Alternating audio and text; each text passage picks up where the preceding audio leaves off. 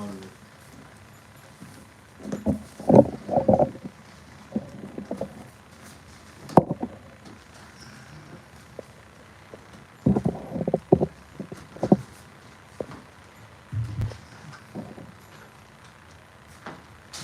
good evening. So glad to have all of you with us here. There's one or two seats up here if you want to come a little closer. Dr. Samrat Das is here, and he told me he thought it would be all right if I remove my mask since I'm sitting at a distance, and I won't sing while we have our talk. And today our topic is unleashing the power of love.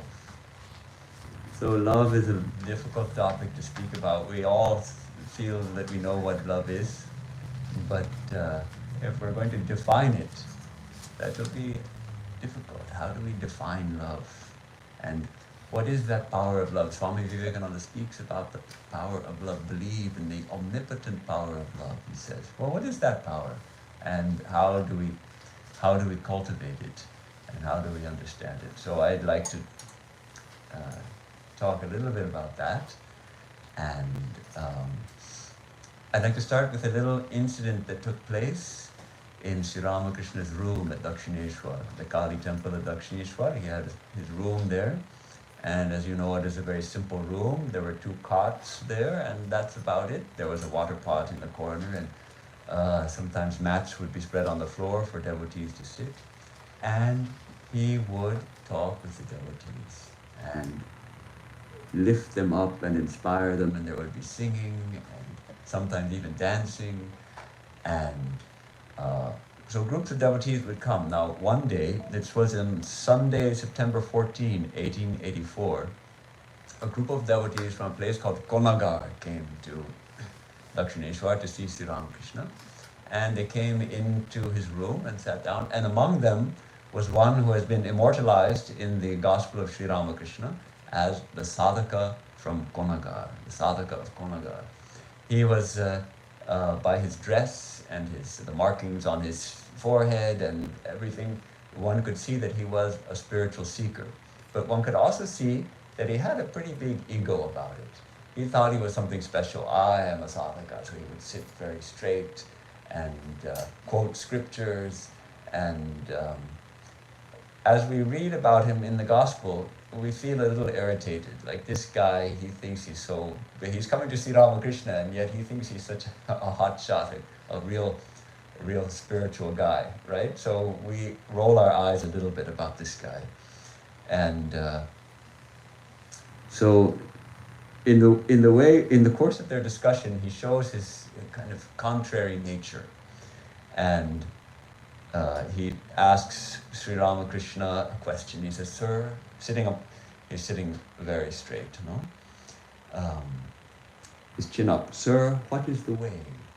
And Sri Ramakrishna says, "Faith in the Guru's words. One attains God by following the Guru's instructions step by step." And then the sadhaka asks a number of questions. He asks, "Is it possible to see God?" Which is a question people often ask Sri Ramakrishna. And he replied, "He is unknowable by the mind engrossed in worldliness, but he is knowable by the pure mind and the pure intelligence, the mind and intelligence that have not the slightest trace of attachment." Sri Ramakrishna often gave this teaching. The pure mind, the completely purified mind, perceives the divine directly. Now the sadhaka is going to argue with Sri Ramakrishna. He says, "But the scriptures say, from him words and mind return baffled. He is unknowable by mind and speech." And Sri Ramakrishna says, "Oh, stop. One cannot understand the meaning of the scriptures without practicing spiritual discipline, without practicing sadhana. The pundits glibly quote the scriptures, but what will that accomplish? What is the use of merely repeating, 'There is butter in the milk'? Turn the milk into curd and churn it. Only then will you get butter." And the sadhaka says, "You talk about churning butter, but you too are quoting the scriptures." I'm reading this to show his contrary nature. Everything Sri Ramakrishna says, he's arguing with him. What will one gain by merely quoting or hearing the scriptures? One must assimilate them. Then the sadhaka asks him something that ordinarily we wouldn't dream of asking someone. He says, you talk about churning butter. Have you done it yourself? Sri Ramakrishna says, you don't have to bother about what I have or haven't done. Besides, it is very difficult to explain these things to others. So after a little more conversation, the sadhaka said with some irritation, please tell me whether you have realized God, either directly or intuitively. You may answer me if you are able, or you may keep silent if you wish. Sri Ramakrishna says with a smile, says, what shall I say? One can only give a hint. Of course, we know Sri Ramakrishna was a fully illumined teacher, a Jagat Guru, and but he's not going to claim anything with this sadhaka. And then the sadhaka says, then tell us that much. Anyhow, I always feel a little irritated by the sadhaka. He's arguing with Sri Ramakrishna, he's showing off, he's got vanity of his scholarship, he's just a little, the kind of guy that rubs me a little bit the wrong way. And then what happens? Then Narendra, the future Swami Vivekananda, is going to sing a song. And he's singing with soul enthralling. It was so beautiful. So, because, of course, he was such a deeply spiritual person himself. So he would throw his whole mind into the song, and the mood of the song would come out in his words and the music. And he sang this song, O Lord, must all my days pass by so utterly in vain? Down the path of hope I gaze with longing day and night. So, a song expressing deep longing for God. And what happened? This sadhaka from Nagar, he closed his eyes and started meditating as he was listening to the song. Hearing that song, he and probably everybody else in the room felt this call of the divine. And he closed his eyes and he sat up straight and was began to meditate. Sri Ramakrishna was seated on his cot, facing the south, and it was 4 o'clock in the afternoon. The rays of the setting sun, well, not quite setting at 4 o'clock, the sun would have been low in the sky, and the rays of the sun were coming through the door or the window and falling on the body of the sadhaka. What did Sri Ramakrishna do? He quickly opened an umbrella and placed it near the door so that the sun wouldn't fall on his body. He got up from his cot, opening an umbrella, and placed it in the doorway to put this sadhaka in the shade so he wouldn't be sitting in the sun, feeling hot and uncomfortable in the sun while he's meditating. This is the incident. It seems very small, but M, the recorder of the Gospel of Sri Ramakrishna, had the wisdom to understand that this revealed something very deep about Sri Ramakrishna's character. Here was a man who was challenging Sri Ramakrishna, arguing with him, and generally displayed a kind of pride and arrogance that most people find irritating. But Sri Ramakrishna clearly had no negative feelings towards him at all. Rather, when the man started to meditate, and the man seemed to be about the same age as Sri Ramakrishna. When the man started to meditate, Sri Ramakrishna got up from his cot and placed an umbrella so he'd be in the shade. The man could have spoiled the whole mood in the room, but that didn't happen because of what Sri Ramakrishna did. In the course of the afternoon, there was more singing, and Sri Ramakrishna went into samadhi and all those things. And then later, the sadhaka took his leave and said, he said, let me say goodbye, calling him, respectfully addressing him as a holy man. Then let me go now. And but Sri Ramakrishna, it's such a small gesture, and it's yet so revealing. He could have asked somebody else to do it. He could say, hey, put an umbrella there. He didn't do that. He could have just let the man sit in the sun, which most of us probably would have done. The guy's kind of a jerk. Let him suffer in the sun a little bit.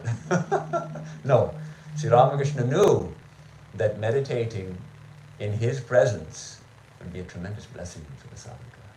And he knew that just listening to that song could help him to meditate deeply. He didn't want anything to disturb his meditation. His only aim was to help people go forward in spiritual life, to help them to see God. If that's not love, I don't know what love is. That desire for the supreme good of another. And what is the supreme good for all of us? To know God, to see God directly. That is our goal. And that is our supreme, to our supreme benefit. That was Sri Ramakrishna's wish for even someone like this sadhaka of Kolkata. And this incident has been immortalized in the holy book, Gospel of Sri Ramakrishna. So I'm so grateful to have this story, to get this insight into Sri Ramakrishna's love.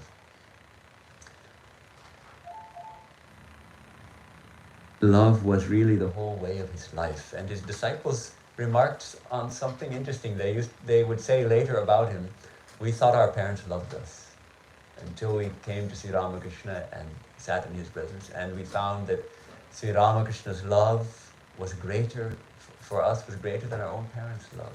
That's how much he loved us. So we use the word love a lot. If we analyze our speech, we say we use it all the time, Arjun. Long time no see. And we use it for all kinds of things, like maybe chocolate ice cream. I really love chocolate ice cream, right? Maybe we feel, or I love shukta, or some kind of food. We use it about food. Have you seen the movie? Oh, I loved that movie, right? We use it about movies. We use it about food. We use it about art. We use it about cars. Maybe we have a Tesla, and we really love the Tesla. See, I love my car. I love my Tesla, right? So we're not. When we talk about love, though, we're not talking about that. When we use love in that sense, actually, we're only talking about what we can call an investment of mental and emotional energy in an object, or a film, or whatever it is. We've invested some emotional energy, some mental energy, and a cathexis forms. It's called, that's a psychological term. A cathexis forms a kind of a complex of thoughts and feelings, positive feelings towards a thing.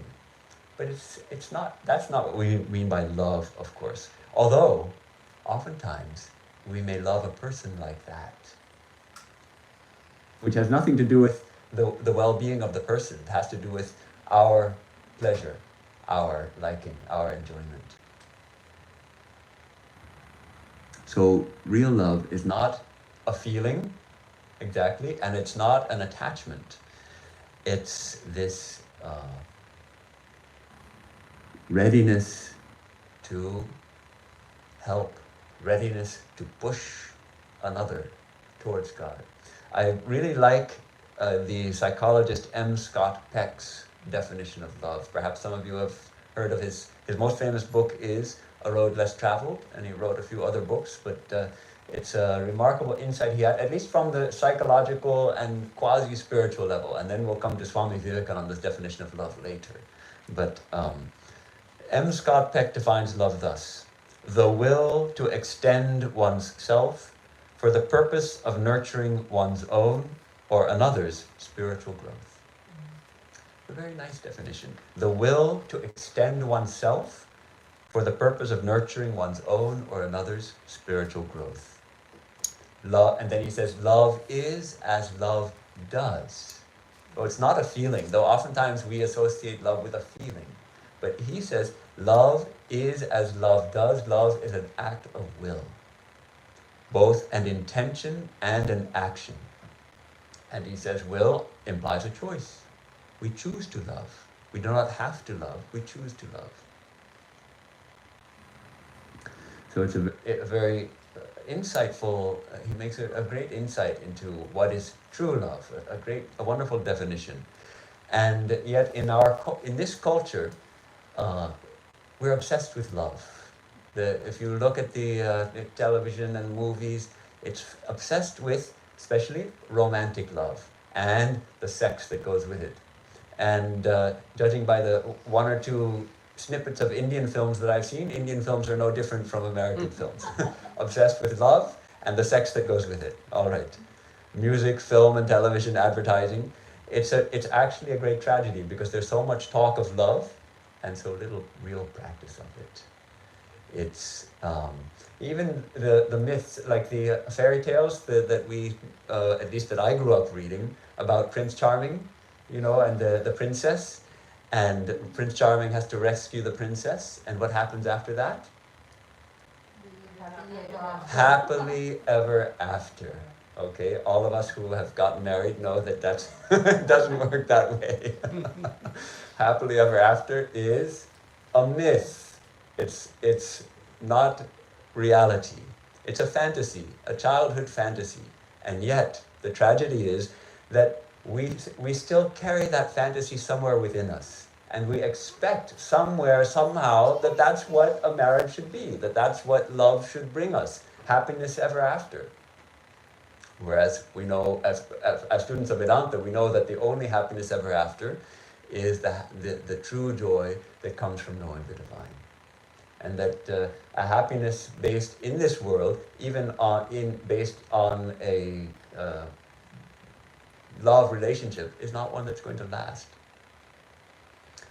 So M. Scott Peck says about this in very strong, sobering words: "The myth of romantic love is a dreadful lie. It's a dreadful lie. I weep in my heart almost daily for the ghastly confusion and suffering that this myth fosters." He was a psychologist or psychiatrist, so he had his patients to treat, and they would be suffering from this myth, because they are not living happily ever after, and they're still holding on to this myth. Millions of people waste vast amounts of energy, he says, desperately and futilely attempting to make the reality of their lives conform to the unreality of the myth. So this is kind of sobering. And when I first read this as a very young man with very high ideals of love, the romantic love, it really hit me. Oh my God, that's not fair. That's not right. I don't like that. But gradually, I think as we get older, we recognize that there's a deep truth in it. He especially points out the experience of falling in love. And I think most of us have had that experience where we completely become in love with somebody, and we feel like all our needs have been met as we've met this special person, and we need nothing else, and we're filled with ecstasy, and we certainly feel that I love this person so much. I love him, I love her. This deep, deep love, it feels like. But let's not be fooled. M. Scott Peck, he has a very clear analysis. He says, the essence of the phenomenon of falling in love is a sudden collapse of an individual's ego boundaries. A sudden collapse of the ego boundaries, permitting one to merge his or her identity with that of another person. When we fall in love, we feel we are one with somebody. The sudden release of oneself from oneself, as he says, the explosive pouring out of oneself into the beloved, and the dramatic surcease, the dramatic ceasing of loneliness accompanying this collapse of ego boundaries, is experienced by most of us as ecstatic. We and our beloved are one. Loneliness is no more. But he points out, obviously, that why is falling in love not true love? Why is it not love? First of all, it is invariably temporary, right? That feeling of ecstatic lovingness, as he puts it, always passes. The honeymoon always ends, right? That's what they say. The honeymoon is such a blissful time, but the honeymoon comes to an end. So That's one reason. Secondly, it is involuntary. We don't choose to fall in love. Generally, it's an involuntary experience. And third, it is specifically, he points out, a sex-linked experience. It's an erotic experience, um, with the possible exception of mothers and their newborn children. Mothers will fall in love oftentimes, with their newborn babies. And that is, I know even from my own mother telling me how ecstatic that period is when the new infant comes. And then gradually the infant develops its own ego and its own identity, and that falling in love, because it's a collapse of ego boundaries, but then the child starts to form its ego boundaries, and then ego boundaries come clashing, and that experience comes to an end. So it is not, we can say, an extension of our ego boundaries, an expansion of our heart. Rather, it's a collapse, a temporary collapse. So it is, and it has generally little to do with nurturing another's spiritual growth, either one's own or another's. So real love is permanently self-enlarging, whereas falling in love is not. It comes to an end. But we should, at the same time, before we feel like the wet blanket has been thrown over our hearts too hard, it's close. It's very close to real love. The difference is that in falling in love, there's a temporary collapse of the ego boundaries, whereas in real love, there is an expansion of the ego boundaries, and ultimately a dissolving away when we advance spiritually. A dissolving away when we have that deeper and deeper love. So it's similar also to genuine spiritual experience, in which our ego boundaries dissolve in God. We begin to find ourselves in everyone, our Atma in every person, when those ego boundaries begin to dissolve. But it's different from a temporary collapse, when they dissolve as the result of perhaps years of intense spiritual practice. Then it becomes a permanent state of realization. And when we attain a spiritual realization, when we make progress spiritually, we have this joy which bubbles up spontaneously from within. So that experience of joy that we get in falling in love, that comes to an end. It's temporary, but it's similar to the joy that we taste in spiritual life as we make progress in spiritual life, and we start tasting the joy of divine communion and of that universal love which flows to all without distinction. So why are we not able to love the way Sri Ramakrishna loved? What holds us back? Is it that we don't know what real love is? Perhaps some of us have never experienced real love. In our families, though we like to think that if the family, the bedrock of the family is love and respect, often is not the case. If we look at the number of divorces in society and see the number of unhappy marriages and unhappy families, and see the kind of epidemic of child abuse even in society, we know that many people haven't actually experienced genuine love. It's a kind of a crisis of love in this society, when we hold up the ideal of love, but instead we chase after power, possessions, and pleasure. So that's the kind of the crisis that we're facing now, running after power, possessions, and pleasure, while holding up an ideal of love. So we need to redirect our attention, and if we didn't learn it as children, we have to learn it as adults. What is love? What is real love? We have to learn that. Let's turn to Swami Vivekananda with his brilliant analysis of the three foundations of love. I've spoken on this before, probably you remember. He describes a triangle of love. There's three tests. A triangle is very stable. A tripod is with three legs. It's the most stable kind of formulation. And so this love, he says, has three tests, either three tests and three bases.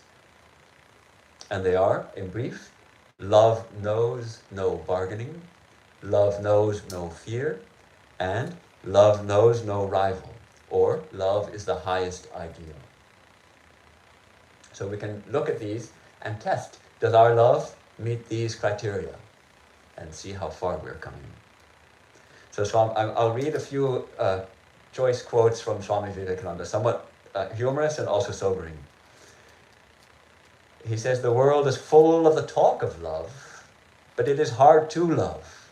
Where is love? How do you know that there is love? And then he gives these tests. And this is, man falls in love with woman, and woman goes to die for man.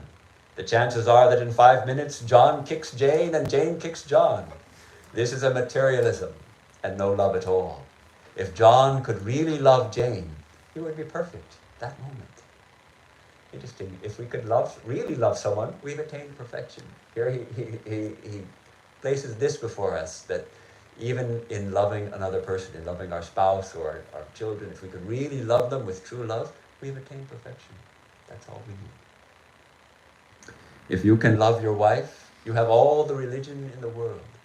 If you can love your husband, you have all the religion in the world. You have the whole secret of religion in yoga in you. The whole secret of yoga. But can you love, he asks, can you love? That is the question. You say, I love, oh Mary, I die for you. But if you see Mary kissing another man, you want to cut his throat. Right? If Mary sees John talking to another girl, she cannot sleep at night, and she makes life hell for John. This is not love. This is barter and sale in sex. It is blasphemy to talk of it as love. So here he makes this point. As long as we expect something in return for our love, it is not true love. It is bargaining. It's a transaction.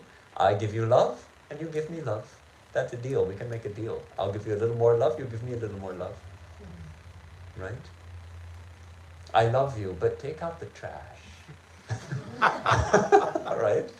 I love you, but you should take out the trash. Since I love you, do something for me. It's shopkeeping. Swamiji calls it very clearly, shopkeeping. Wherever there is any question of buying and selling, it is not love. So the first test of love is that it knows no bargaining. Love is always the giver and never the taker. This is unconditional love. So he sets the bar high, no doubt. He sets the bar high. The second test is that love knows no fear. And he asks, can you frighten one into love? Does the lamb love the lion? Does the mouse love the cat? No. With love never comes the idea of fear. And he gives a beautiful example of a young mother, a young woman in the street, and a dog barks, and she's afraid and she runs away. Then, same mother with her young child, and a lion happens to walk down the street. Where is the mother? At the mouth of the lion, between the lion and her child. Love has driven away all the fear.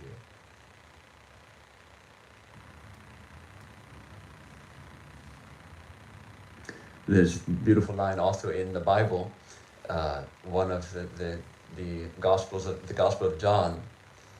No, this is a letter, one of the letters.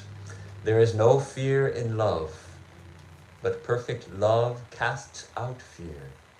And whoever fears has not reached perfection in love.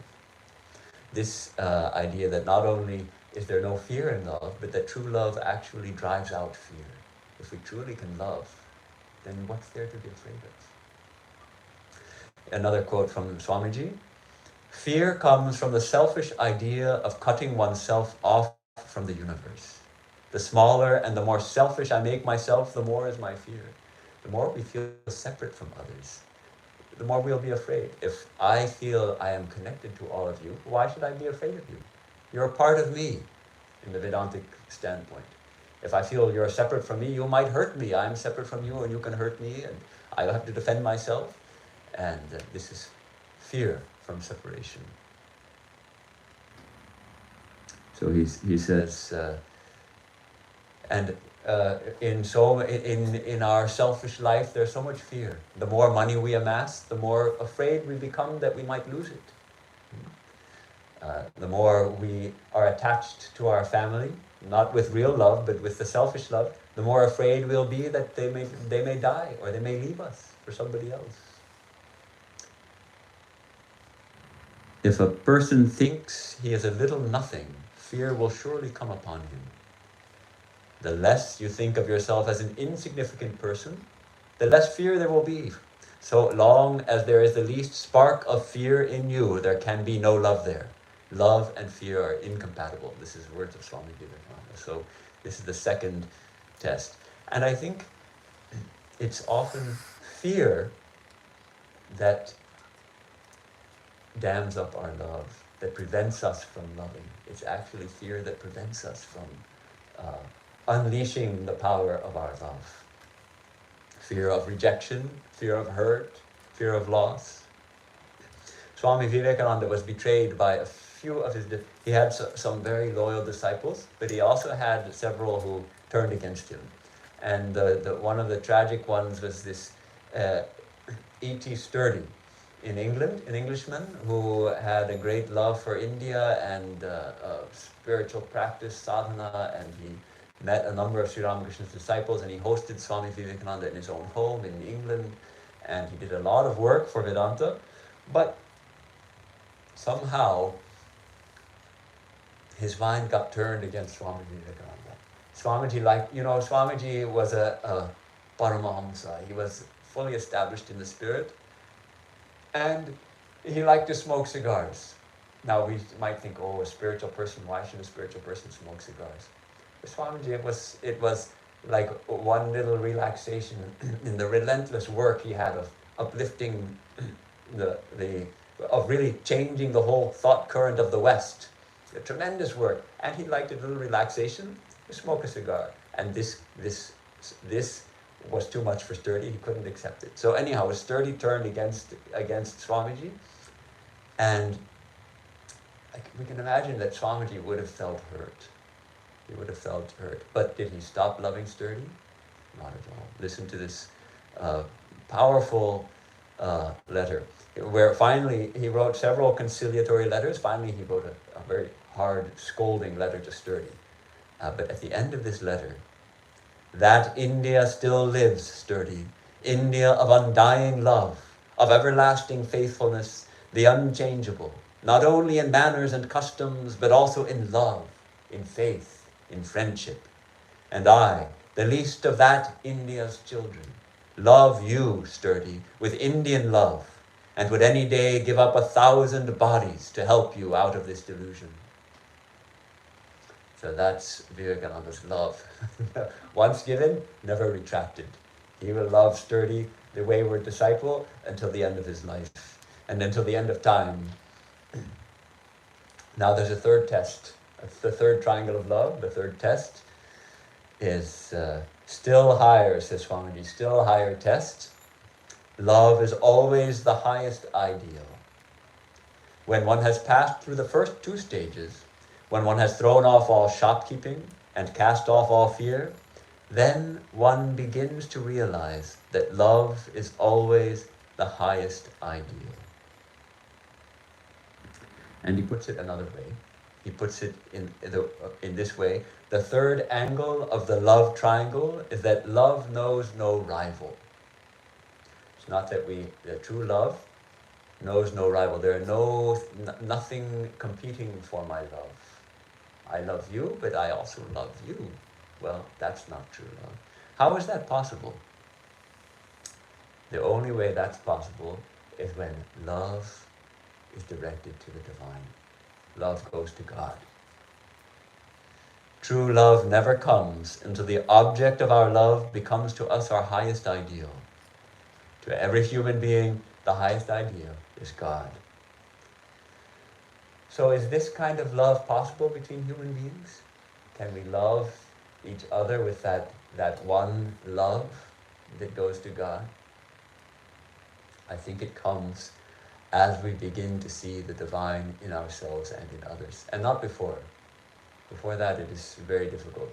So yes, even in our family members, and especially in our family members and our spouses, we should know that we are loving God. And the more we can love God in them, the more our love will become true love. Human love, we must remember, reading from Vivekananda, human love, we must remember, is mixed up with attributes. It is dependent too on the other's attitude. The lowest love is selfish. It consists in the pleasure of being loved. That we understand that. I want you to love me, and there's a pleasure in that. That's the lowest love. In between is mutual love. I love you and you love me. And for most of us, that's where we are. But there is a higher love.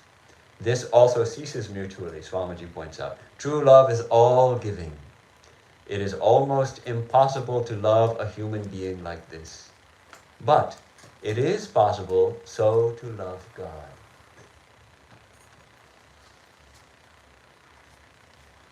So he describes that love of God. He says that that love of God is a constant stream, a constant stream. Nothing can hurt or disturb it. When one loves God as one's highest ideal, as no beggar, wanting nothing, then is love carried to the extreme of evolution, and it becomes a great power in the universe. Otherwise, among us, yes, when it's interdependent and mutual, it rises and it falls, it rises and it falls. So we strive to spiritualize our love. And this, I think, is what Sri Ramakrishna is describing. Let me quote a little from Sri Ramakrishna. He also discusses these same kinds of love. Girish, one of his disciples, asked him, what is this ekangi prema? Ekangi, this one-pointed, intense love. What is that? Sri Ramakrishna says, it means one-sided love. For instance, the water does not seek the duck, but the duck seeks the water. The duck loves water. The duck loves the water. No matter if the water doesn't love the duck is going to love the water. And he describes different kinds of love. He says there's sadharani, samanjasa, and samartha. In the first, that is sadharani, that's ordinary love, the lover seeks his or her own happiness and doesn't care whether the other person is happy or not. We have a mixture of all of these, isn't it? The second, which is a compromise, both seek each other's happiness. This is a noble kind of love. Sri Ramakrishna doesn't discount this. He says it's a noble kind of love. We seek each other's happiness. It's noble. But the third is the highest of all. Such a lover says to his beloved, be happy yourself, whatever may happen to me. Be happy yourself, whatever may happen to me. Radha had this highest love. She was happy in Krishna's happiness. The gopis too had attained this exalted state, says Sri Ramakrishna. So, how do we define love? So far, we've mostly been, a good part of our definition has been to say what love is not. It is not bargaining, and it doesn't have fear, and it has no rival. So, but what is it exactly? And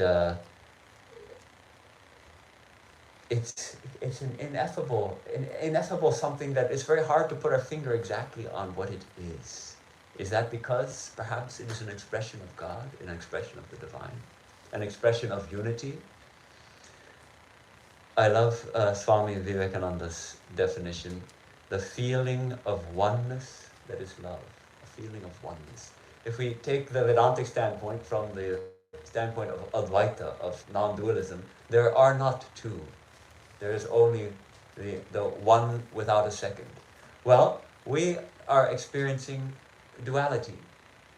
But as we feel drawn to someone, that oneness, that unity begins to come, that is love, that feeling of oneness, that drawing towards oneness. Everything is hinting at that oneness behind. Everything is pointing to that. Everything is drawing us to experience that oneness. That is the love. Martin Luther King Jr., Dr. Martin Luther King, defined it similarly, the supreme unifying principle of life. Unifying principle. And Vivekananda calls love the very motive power of the universe. Can I read a little more from Swamiji? What is it that makes atoms unite with atoms, molecules with molecules, and causes planets to fly towards each other? What is it that attracts man to man, man to woman, woman to man, and animals to animals, drawing the whole universe, as it were, towards one center? It is what is called love. What manifests itself as attraction in the sentient and the insentient, in the particular and in the universal, is the love of God. It is the one motive power that is in the universe. Unattached, yet shining in everything, is love, the motive power of the universe, without which the universe would fall to pieces in a moment. And this love is God. So that's another definition he gives. Love is God. He would say, when you see a cat loving, taking care of its kitten, loving its kitten, stand and pray. You are in the presence of God. So from the standpoint of the mystic, any expression of love is actually an expression of the divine.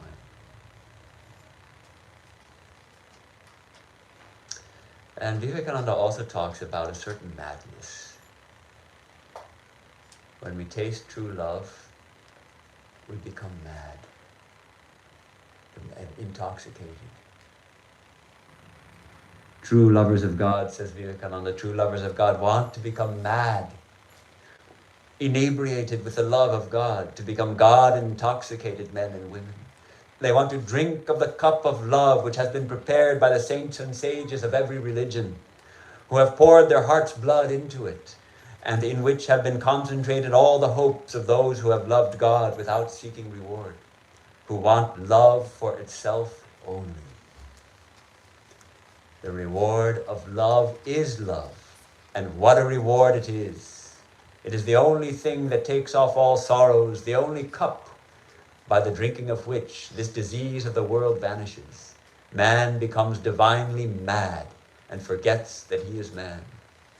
So this is a little taste of Vivekananda the lover. We often think of Swami Vivekananda as the great teacher, the teacher of jnana, of wisdom, of Vedanta, but actually he was a lover. Underneath that veneer of wisdom was tremendous love, madness even, madness of love.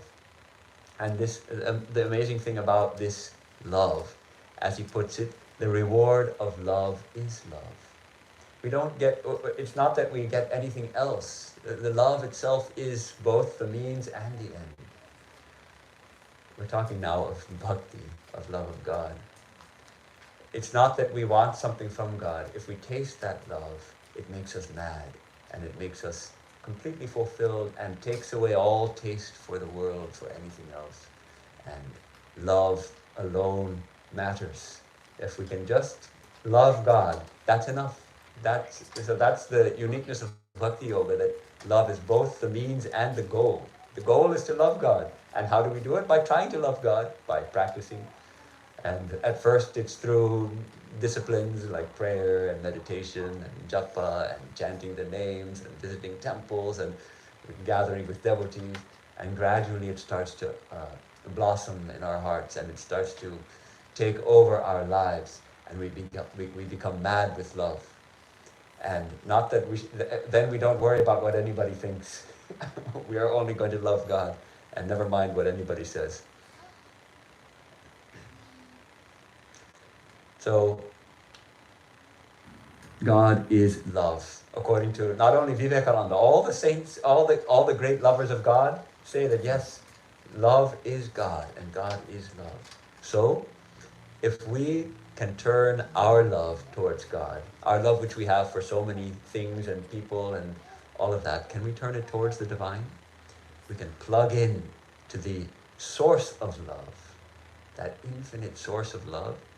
As we deepen that love for God, it naturally and simply, without even trying, we begin to love everybody. As we begin to love God more, we are able to love others more also. And there's a wonderful story about Swami Swahanandaji, whom, of course, many of you know. He's founded this center and um, was very gracious to many of us to grant us initiation. And he is the previous head of the Hollywood Center until he left the body in 2012. So this is a story told by a devotee of the Hollywood Center who had been initiated by the previous head of that center, Swami Prabhupada. Swami Prabhupada founded the Hollywood Center, and he has written many books. Probably you have seen some of them: Eternal Companion and How to Know God, and The Spiritual Heritage of India, and a number of other books.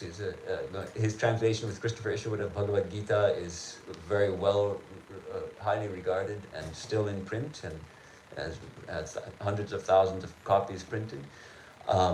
So this disciple of Swami Prabhupada came back to the Vedanta Society after 20 years away. He had moved away, he hadn't been there for 20 years, and when he came back, he found a new Swami there. Swami Swahananda was there.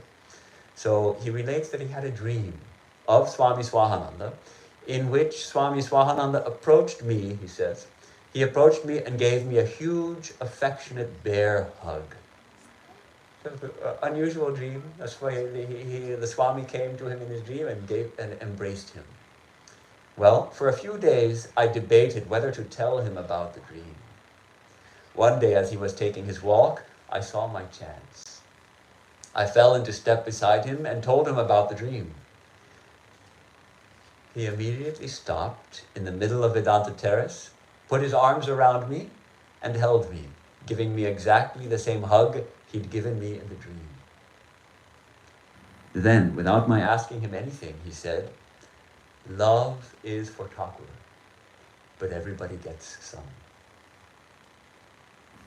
A very touching incident, a small incident. First of all, that he would be bold enough to tell the dream, "Oh, Swami, I had a dream in which you gave me a big hug." And then, just see, the Swami, we don't think of him as embracing people, no? Those of us who know him, we think of touching his feet, but we don't think of him as embracing us. But there he was walking with this senior devotee, and he just turned around and he embraced him. And then he told him, "Love is for Thakur, but everybody gets some." Isn't that something? Love is for Sri Ram, love is for God, but there's enough. It's all for God, but God dwells in everybody, so everybody gets some. So this is, of course, the wisdom also of Yajnavalkya explaining to Maitreyi, his wife Maitreyi. I think most of you know the incident where Yajnavalkya was going to renounce the world and become a sannyasin, and divide his wealth equally among his wives. And Maitreyi asked him, "Well, will that help me? Will that help me to realize the self?" Well, no. Well, so Maitreyi didn't accept that. She wanted rather to renounce the world also and to get Yajnavalkya's teachings. And of course, he teaches her then that what is the true source of love? And he says, it is not for the sake of the husband that the wife loves the husband. It is for the sake of the self, for the Atman, that she loves the husband. None loves the wife for the sake of the wife, but it is because one loves the self, the Atman, that one loves the wife. None loves the children for the children, but because one loves the self, therefore one loves the children. So Swami Vivekananda analyzes this in this way. This very important passage, and it's interpreted in different ways, but we're taking Swami Vivekananda's interpretation. Even when the wife loves the husband, whether she knows it or not, she loves the husband for that self, for that divine core which is in us. It is selfishness as it is manifested in the world, but that selfishness is really but a small part of that selfness. Interesting. Selfish. It looks like it becomes selfishness in the world, but it's actually selfness. I am that infinite consciousness and bliss. Whenever one loves, one has to love in and through the self. So I wanted to touch on one idea, which is love for ourselves. Love for ourselves.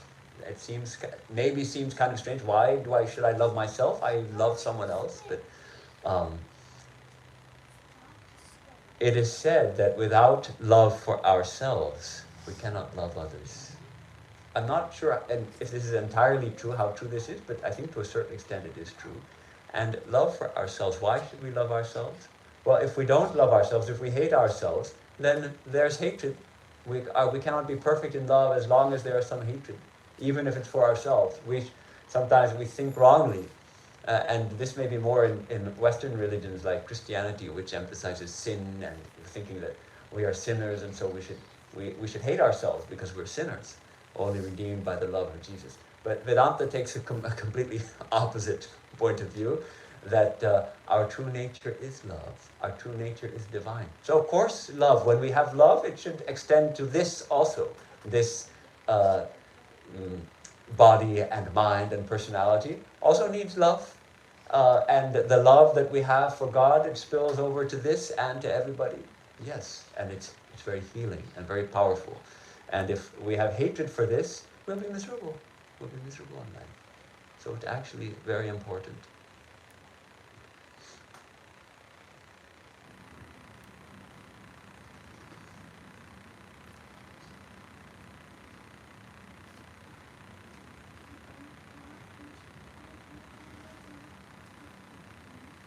So it's a tremendous power. And I suggest that we try. We put it into practice in our lives when we're dealing with, say, inimical business associates. See if when we're talking with them, see if we can also cultivate love for them. See if we can see our beloved Lord shining in their hearts. And see if things change a little bit. We can make a test. We don't have to change our behavior. We might still clash with them. But if there's love behind it, our words will start to have a little sweetness to them. And you know the amazing thing, people know if we smile and say sweet words, but inside we don't like someone, they know. Maybe they don't know consciously completely, but somewhere inside they know. And even if we speak angry words to someone, if deep inside we have love for them, they also know. They feel that.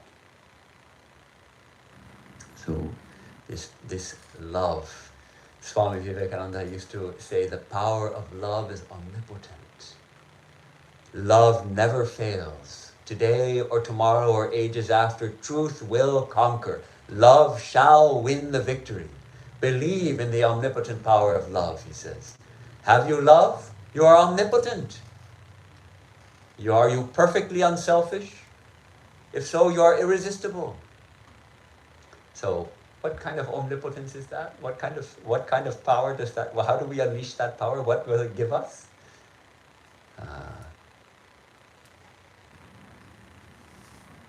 It give us the taste of true freedom, of true happiness, of true joy. There is no true love possible in the slave, says Vivekananda. If you buy a slave and tie him down in chains and make him work for you, he will work like a drudge, but there will be no love. So when we ourselves work for the things of the world as slaves, are we working for the things of the world? Are we working as slaves? There can be no love in us, and our work is not true work. This is true of work done for relatives and friends, and is true of work done for our own selves. Selfish work is slave's work. So, work through freedom. Work through love. And he says, another test he gives, every act of love brings happiness. If we do an act and it's based in love, it brings happiness.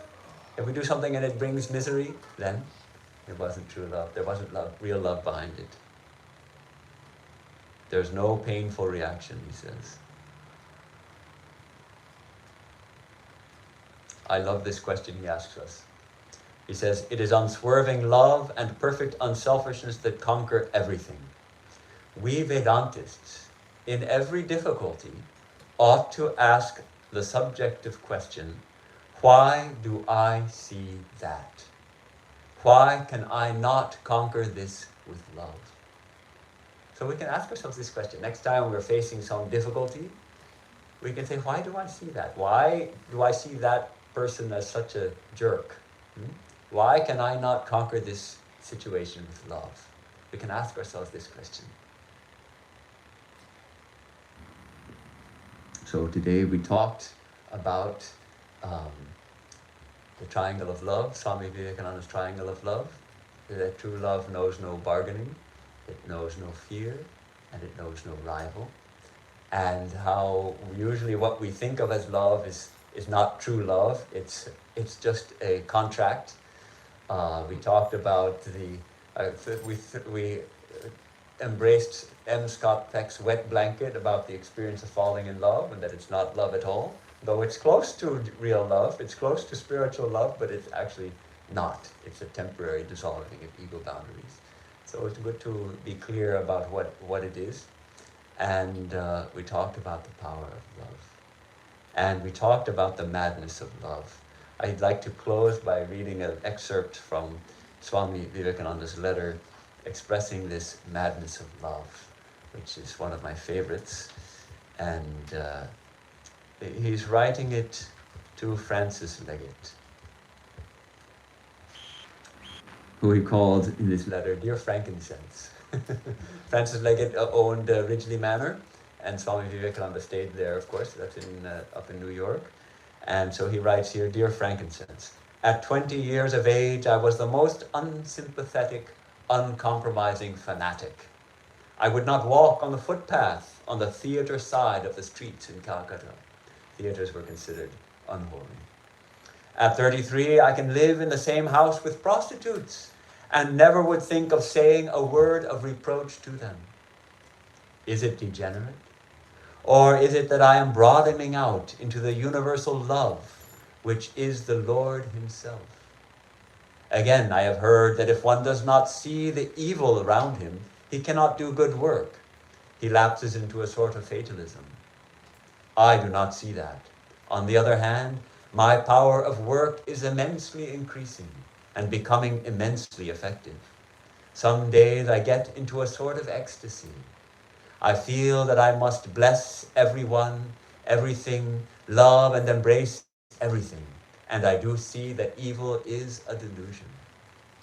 I am in one of these moods now, dear Francis, and I'm actually shedding tears of joy at the thought of you and Mrs. Leggett's love and kindness to me. I bless the day I was born. I have had so much of kindness and love here, and that love infinite that brought me into being has guarded every one of my actions. For what am I?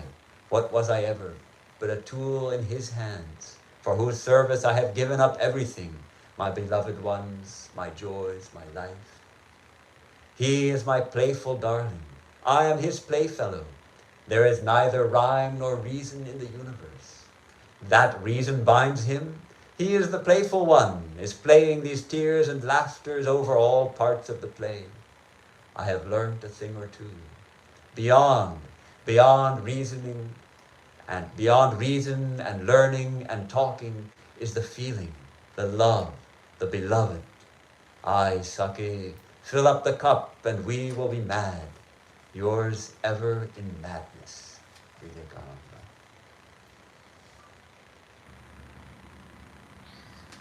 So let us strive to see the divine within ourselves and within others, and learn to love ourselves and others with that divine love. And let us come to taste that madness of love, which heals our brokenness and dispels forever our fears and bridges us with others, so we heals our loneliness and dispels all our misery. That's my prayer for us tonight. Om Asato Ma Sadgamaya Tamaso Ma Jyotirgamaya Mrityor Ma Mritangamaya. Om Shanti Shanti Shanti. From the unreal, lead us to the real. From darkness, lead us unto light. From death, lead us to immortality. From selfishness, lead us to love. Om peace, peace, peace. Thank you so much for granting me this opportunity to share my thoughts on love. And it's been a long year for all of us. Now we're starting to taste a return to meeting in person and all of that. And so I think that's all I have to say. Tomorrow I'll be speaking at 10:30. We start our program tomorrow. There'll be a couple of bhajans. And then we'll have another talk. Just who do you think you are? Tomorrow. And we'll be here tomorrow night also, informal. We'll have our arati meditation at 6, arati at 7, and then I thought we could read one or two of Swami Vivekananda's letters. I read one today also. We'll look at some of Swamiji's letters and discuss informally. So those of you who are interested, please join me. And Sunday morning I'm going to Tennessee for a week. I'll be back the following Sunday, and we'll have Guru Purnima Puja here, although it's a little soon, but because I'll be here at this time, so we'll observe Guru Purnima on a Sunday with a puja, and then I'll be here till Monday and Tuesday and Wednesday. Wednesday evening I depart, so Monday night we'll have the usual meditation arati, Tuesday night we'll have meditation arati and a talk on the All Blissful Mother. Monday night we'll read something and discuss. So Monday night we're going to do meditation according to the Upanishads, Monday night. So great to see all of you. Can I mention something? Yes. Somewhere I read that love is the highest energy. Opposite of love is not hate or indifference, but lack of love. Opposite of love is lack of love. Okay. Yeah. Sure. There are different ways of talking about the same principle.